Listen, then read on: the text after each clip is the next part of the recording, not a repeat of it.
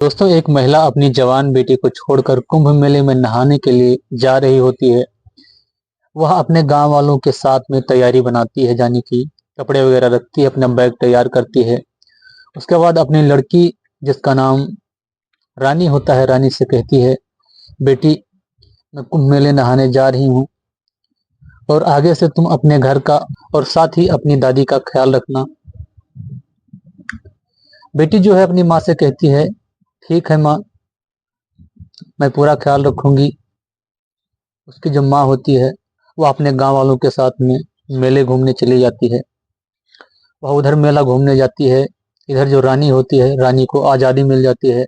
रानी का एक बॉयफ्रेंड, जिसके साथ पहले से उसकी बातचीत होती रहती थी, वह उसके साथ बातचीत करती है जैसा कि रोजाना करती रहती है। साथ ही वह उससे कहती है कि आज मैं बहुत खुश हूँ और आज आपको एक काम करना है। जो उसका बॉयफ्रेंड होता है, उसका नाम सुल्तान होता है, सुल्तान से कहती है कि आज आपको एक काम करना है। आज आपको मेरे घर आना है और दिन में नहीं आना है बल्कि रात में आना है, क्योंकि आज की जो रात है वो बहुत अच्छी है।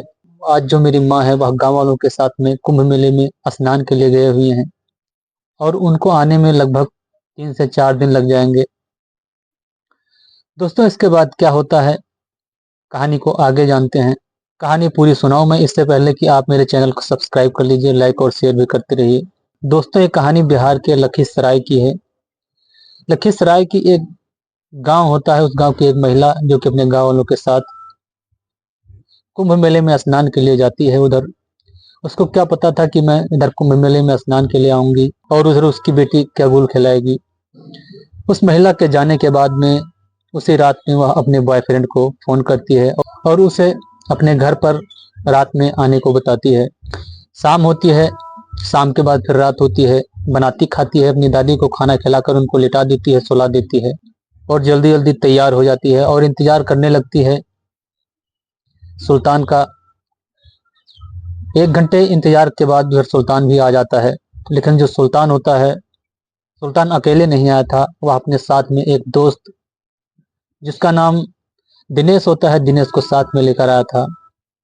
रानी जब उसे देखती है उसके साथ में तो वह पूछती है, सुल्तान, तुम्हारे साथ में कौन है? सुल्तान कहता है कि कोई नहीं, बस ऐसा ही समझो, मेरे जैसा ही समझो इसे, यह भी मेरे जैसा ही है, इसको बिल्कुल मेरे जैसा ही समझो। कहती है, फिर भी मैंने तुमको अकेले ही बुलाया था, तुम इसको साथ में क्यों लेकर आए? कहते, नहीं रानी, ये बुरा नहीं है, ये बिल्कुल मेरे जैसा ही है, इससे तुम्हें कोई नुकसान नहीं होगा। रानी कहती है, क्या मतलब है तुम्हारा? सुल्तान कहता है कि आज की जो रात है वो हम तीनों एक साथ मिलकर बिताएंगे। रानी बिगड़ जाती है और गुस्सा होने लगती है, उसे फटकारने लगती है कि ये क्या बदतमीजी है, तुम्हारी तबीयत तो ठीक है ना?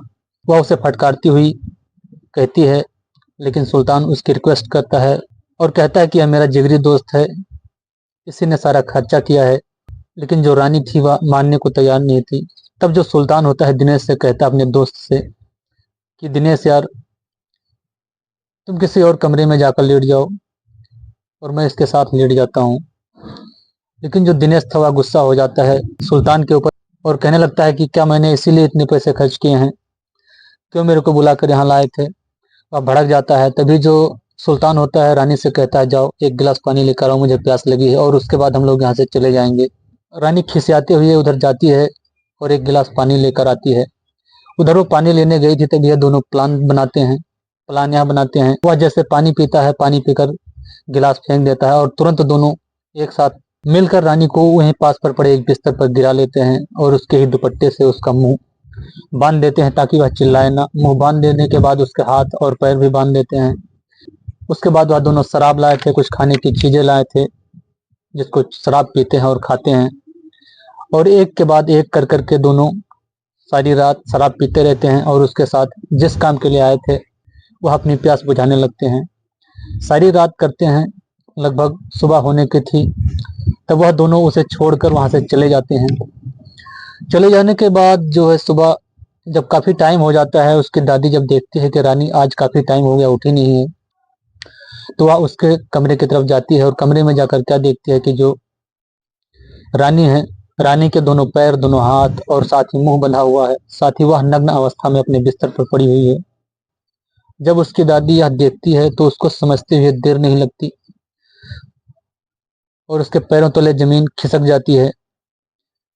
अब वह तुरंत जगाती है, उसके पैर हाथ सब कुछ खोलती है और उससे पूछती है यह क्या हुआ है। वह सारी कहानी ए टू जेड अपनी दादी को बताती है। वह कहती है कि जो सुल्तान है, सुल्तान आया हुआ था। क्योंकि एक बात मैं आपको बताना भूल गया हूँ दोस्त, कि सुल्तान और रानी के रिश्ते की बातचीत जो है उनके घर में आए दिन चलती रहती थी। उन दोनों की शादी होने वाली थी।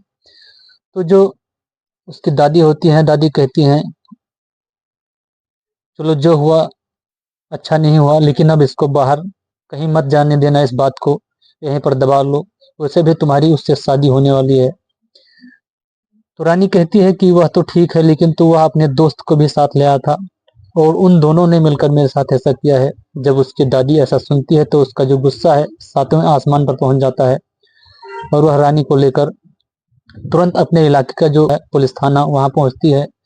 वहां जाकर रिपोर्ट दर्ज कराती है। पुलिस वाले तुरंत एक्शन में आ जाते हैं और वे दोनों जो कि यहाँ से थके हारे गए थे, रात को सोने में लगे थे, ऐसे सो रहे थे जैसे कि उन्होंने किसी का कुछ बिगाड़ा ही नहीं है और पूरी नींद में मस्त थे।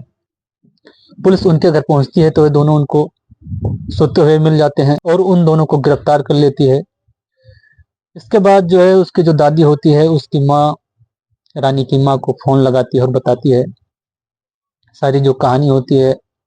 रानी की माँ उधर अपने साथियों से, अपने गांव वालों से कहकर कि उसके घर में कोई परेशानी है, झूठ बोलकर वहां से निकल आती है और भाग के अपने घर पहुंचती है और आकर रानी को काफी फटकारती है और कहती है मुझे तुमसे ये उम्मीद नहीं थी। दोस्तों, इसके बाद दोनों को गिरफ्तार कर लिया गया है।